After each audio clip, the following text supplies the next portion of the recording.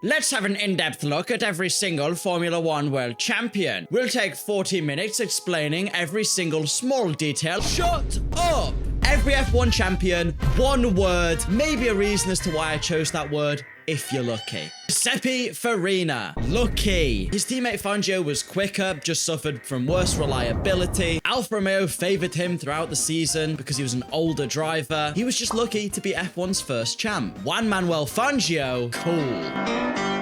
Okay, look, he's just a permanently cool guy. He managed to be the most successful dominant F1 driver for such a long time. He'll forever has put his name in the conversation for GOAT of F1. If that's not cool, I don't know what is. Alberto Ascari, splash. Look, some might remember him for being a dominant Italian Ferrari champion. You know what I remember him for? Crashing into the Monaco harbor.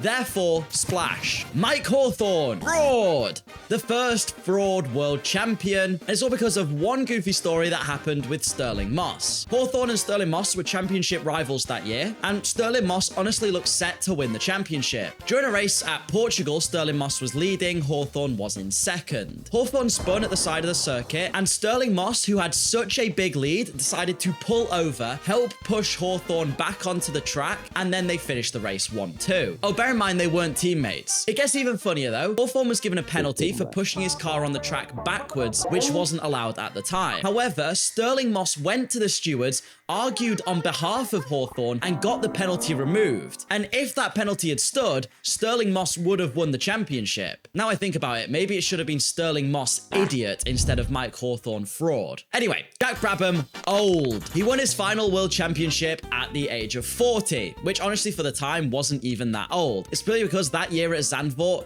he dressed in an old man beard and brought a cane to the grid after his 40th birthday, which is just kind of funny, so well done, Brabham.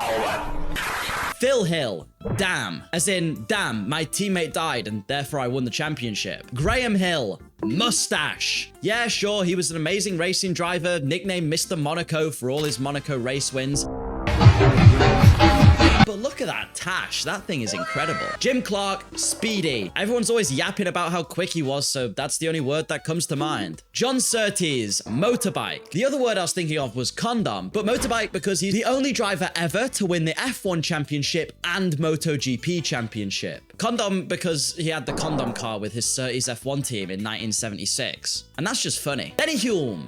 Huh? New Zealand-born second driver to the Brabham team and to Jack Brabham, comes out of absolutely nowhere to just win the 1966 World Championship. So therefore, that makes me go, huh? Jackie Stewart, safe. Look, I heard he's really good at holding on to your money. Also, he might have been integral in improving F1 safety or something like that. Jochen Rindt, posthumous. Jochen Rindt does two things for me. Number one, remind me that the word posthumous exists. Number two, remind me the definition of posthumous. To receive after death. Therefore, posthumous. Emerson Fittipaldi.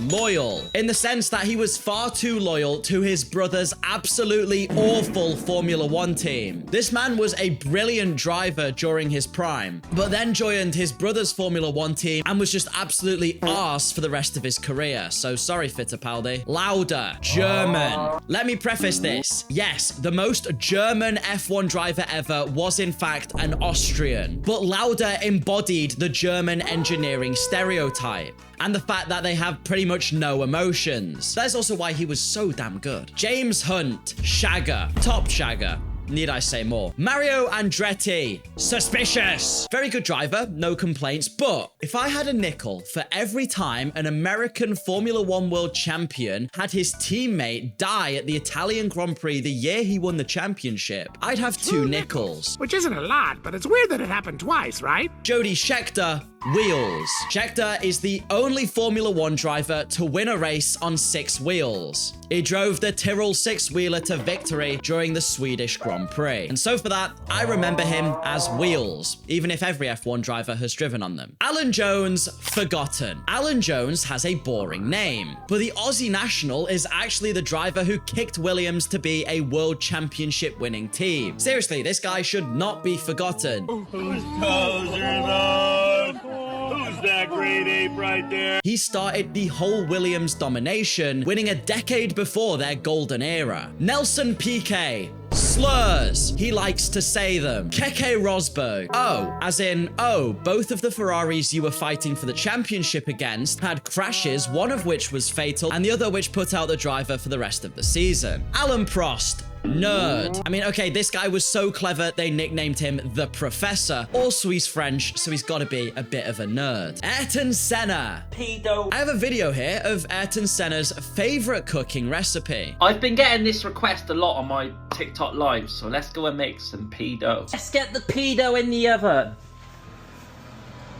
Pedo's cooked. Let's get it out. God, that pedo looks nice. He actually cooked this meal for 15 children once. Just search up Senna 15 child. Nigel Mansell. British. If you are in Britain and talk about F1, you will never forget the fact that Nigel Mansell was British. Michael Schumacher. Brilliant. There's not actually that much more to say. By the end of his career, most people could only use one word for Michael Schumacher, and that was brilliant. Unless you ask Damon Hill, then he'd probably call him a knob. Speaking of Damon Hill, how? This could be used in two ways. How is he not the worst world champion with the last name Hill? Or how did he bottle the 1995 world championship? Villeneuve, pop star. I mean, just look at his music video. Je ne donnerai jamais assez pour mériter ce que tu m'apportes. Mika Hakkinen, he only needs one letter. F. Fast, finish, and for really good driver. Speaking of Fs, Fernando Alonso. Rookie. Sorry, I don't understand how 2025's youngest rookie has made it onto this list. We'll see how he does though. I'm sure he'll be a good driver. Kimi Raikkonen. A man of so few words, it's probably best I don't use any. Lewis Hamilton. I can give you 10% off F1 merch. I know you're probably sick of YouTubers plugging stuff, so I'm gonna make this really quick. Code DanNoSkill10, V12RS, official F1 merch, 10% off. It supports the channel. On with the video. Lewis Hamilton. Tires. Because his favorite thing to say is, Bono, my tires are dead. Please can this man stop complaining for just one race? Then I might have something different to say about him. Maybe it's because I'm black. Jensen Button. Underdog. Look, if anyone deserves the title of underdog, it is Jensen, my friend Button. It was very close between the word underdog and the word piss, purely because of this clip. Okay, I'm gonna pee in your seat. No, please. Sebastian Vettel. Aura. Okay, just straight up, especially young, egotistical, insane Vettel. This guy has so much aura. Straight up, the fella was just the villain of F1 for 4 years straight. And it was magical. Nico Rosberg, YouTuber. This is for Monaco-based YouTuber who beat 7-time world champion Lewis Hamilton in equal machinery. Honorable mention. Here's a little honorable mention to a driver who isn't a world champion, but I definitely have one word to describe them. Lance Stroll, useless. Anyway, last but not least is Max Verstappen, who gets the title of gamer because he embodies everything gaming. Not only does he love gaming, not only does he stay up late gaming, You did it right in front of me. not only does his radio message sound like gamer rage, I'm stuck. This is what you get with this fucking shit show. it wouldn't surprise me if Max Verstappen sat in his F1 car in gamer posture. So thank you, Max Verstappen, for being the ultimate gaming gamer. One word to describe this video, subscribe. Also, if you did enjoy and fancy becoming a channel member, big massive thank you to these guys who have supported the channel for so many months. It really helps. Goodbye.